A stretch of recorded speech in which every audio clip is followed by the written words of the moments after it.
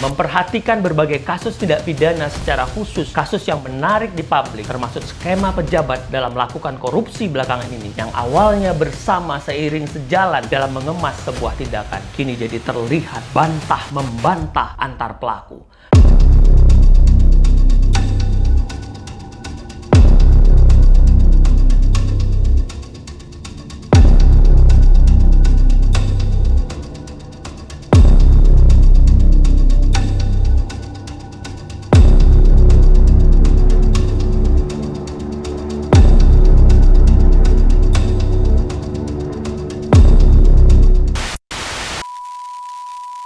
Assalamualaikum warahmatullahi wabarakatuh. Salam sejahtera buat kita semuanya.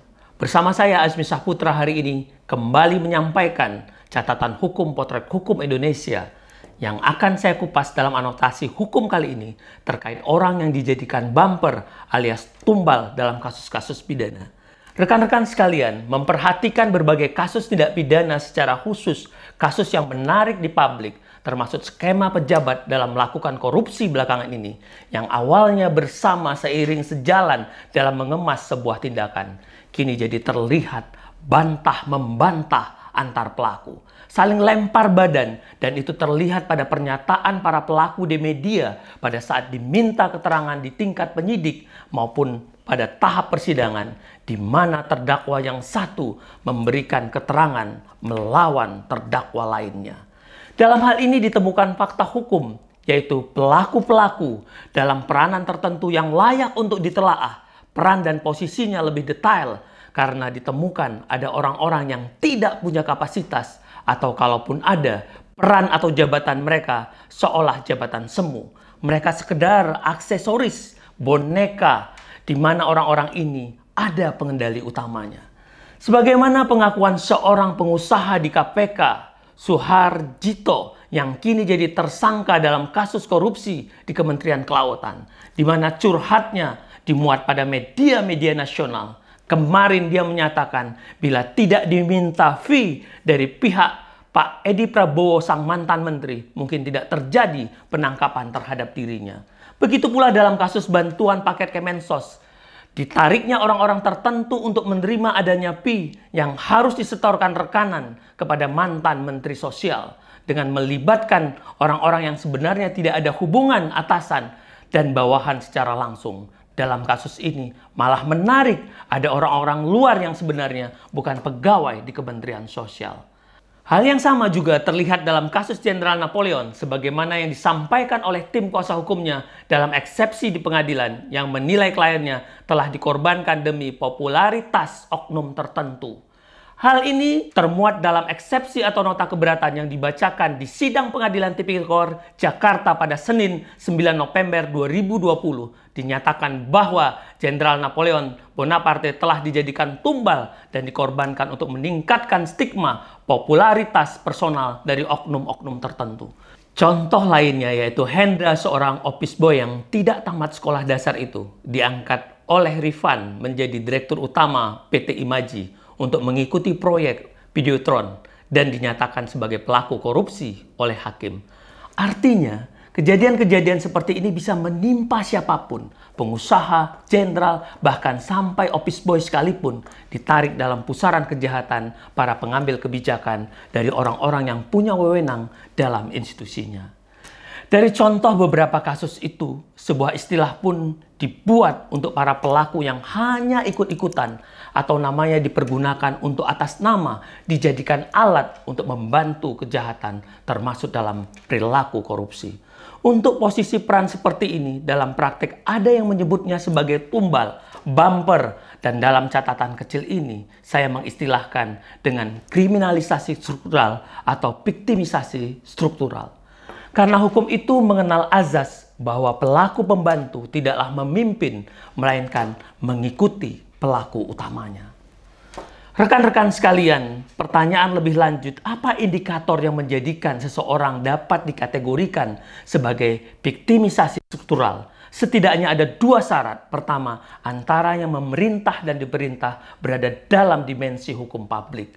Kedua, hubungan subordinasi atau dimensi kepegawaian atasan, karena kenyataannya kebanyakan pegawai atau bawahan tidak berani membantah atasan. Inilah salah satu kausalitas, dan secara sosiologis ada rasa pekewoh atau segan, sehingga jika sudah mendapatkan perintah atasan merasa yakin dan aman.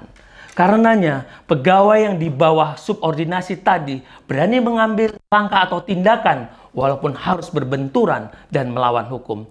Inilah yang setidaknya dikategorikan sebagai viktimisasi struktural.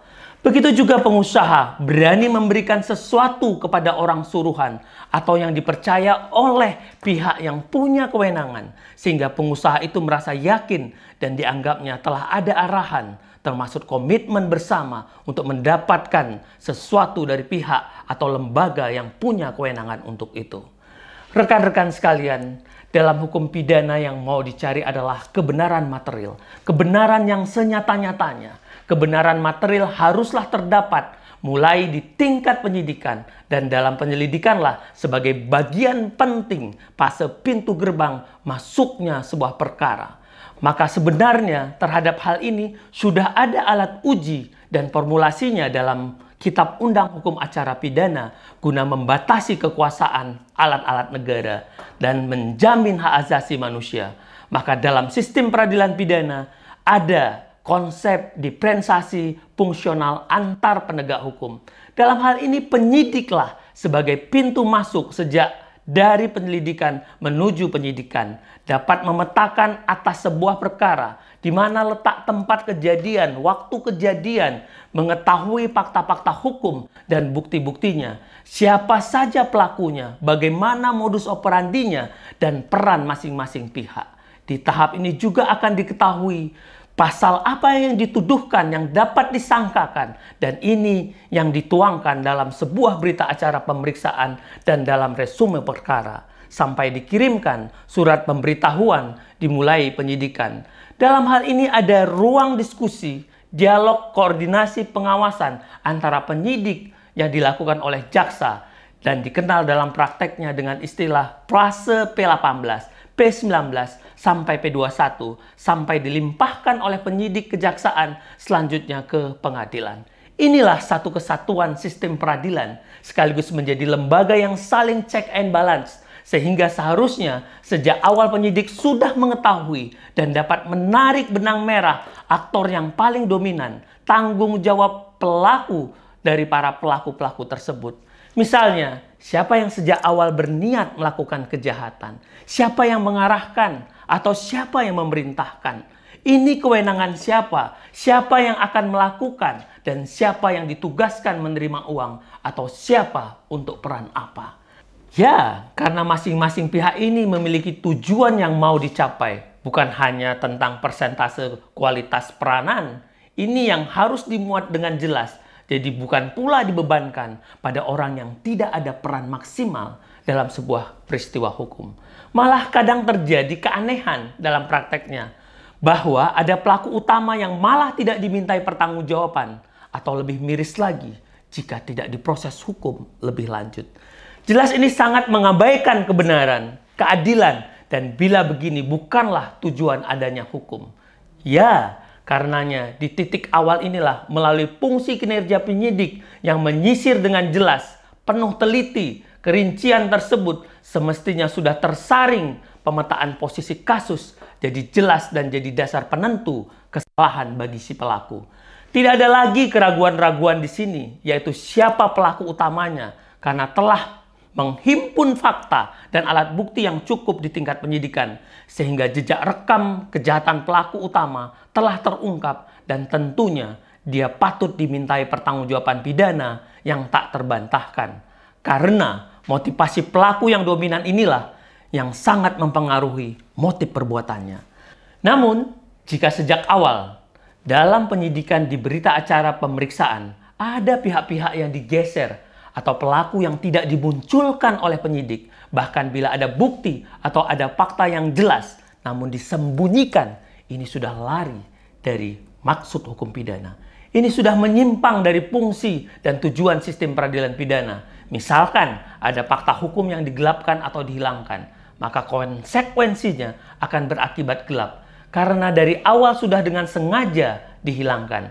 Sehingga kedudukan perkaranya, analisanya, dan kesimpulannya, bahkan sampai nanti di putusan hakim, bila tidak diketahui dan hakim tidak teliti, akan berakibat gelap. Dan tentunya ini menciderai rasa keadilan bagi pelaku yang sebenarnya bukanlah pelaku utama. Rekan-rekan sekalian, kedudukan peran penyidikan begitu penting dan strategis karena kehadiran penyidik membuat terang dan jelas atas sebuah peristiwa hukum. Jadi bila ditemukan dalam sebuah perkara ada pihak-pihak yang memang menginginkan tidak memuatnya terang, pasti ini memunculkan banyak tanda tanya. Atas hal ini, seperti pernyataan antara pelaku yang saling bantah-membantah, artinya sejak awal posisi kasusnya ada yang tidak klik. Kalau praktek seperti ini terus terjadi dan dibiarkan, maka rasa keadilan tersebut tidak akan pernah terwujud. Dan yang dihukum adalah hanya setingkat pelaku pembantu, padahal otak yang berbuat dan perilaku jahat tersebut dimotori oleh pelaku utama. Maka tidak ada jalan lain kecuali ungkapan dan adili para pelaku utama ini jika birokrasi mau bersih. Jika menginginkan reformasi sebenarnya, kalau tidak, reformasi birokrasi hanya sebatas ilusi. Disinilah fungsi penegak hukum harus berani, amanah, dan berintegritas. Tidak ada kata terlambat untuk keadilan.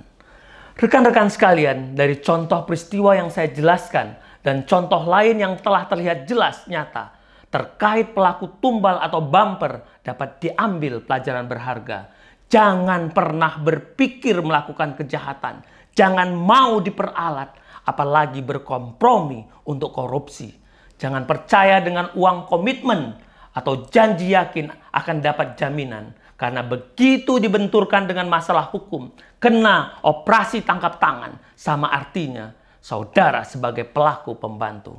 Atau dikualifikasi sebagai orang yang turut serta dalam melakukan kejahatan. Sementara semua pihak yang katanya akan ikut komitmen tersebut malah lari, cuci tangan, menghindar, termasuk rekan sekantor, kerabat sekalipun, yang ada semuanya mencari SDM alias selamat diri masing-masing. Rekan-rekan, mari kita terus mencari, menemukan, dan menuju reformasi hukum, mewujudkan penegakan hukum yang berkualitas. Salah adalah manusiawi, namun mempertahankan kesalahan adalah keliru. Ayo kita semua berafirmasi positif, sinergis dalam berusaha untuk memperbaiki keadaan, menemukan kebenaran, dan maju ke depan meluruskan guna membangun bangsa Indonesia.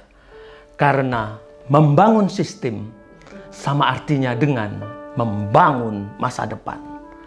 Saya Azmi Saputra, sampai jumpa pada anotasi hukum selanjutnya.